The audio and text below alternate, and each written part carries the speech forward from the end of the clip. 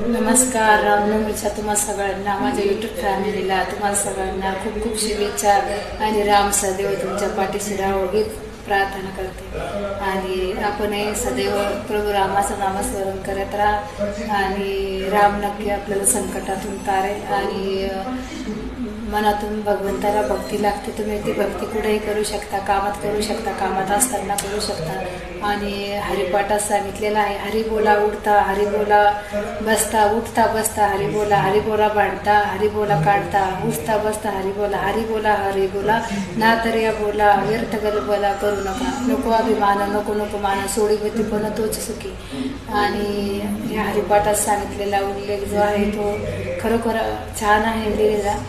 आणि संत होऊन गेले त्यांनी याच्यासाठीच लिहिलेलं आहे की आपल्याला थोडंसं ज्ञान प्राप्त व्हावं आणि आपण भगवंताचं नामस्मरण करावं.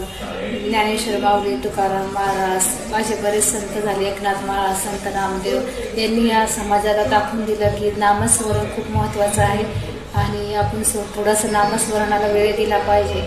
आणि आपल्याला हे जीवन भगवंतामुळेच प्राप्त झालेलं आहे असं मी नाही, असे संतही म्हणतात आणि ते सत्यच आहे.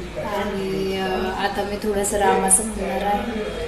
प्रभु रामाने दर्शन द्यावे, प्रभु रामाने दर्शन द्यावे, गातमुखी हरिनाम हरिनाम, गातमुखी हरिनाम, अंतरी माझ्या रात्रंदिन तो, अंतरी माझ्या रात्रंदिन तो वास करील श्रीराम श्रीराम, वास करील श्रीराम प्रभू श्रीराम.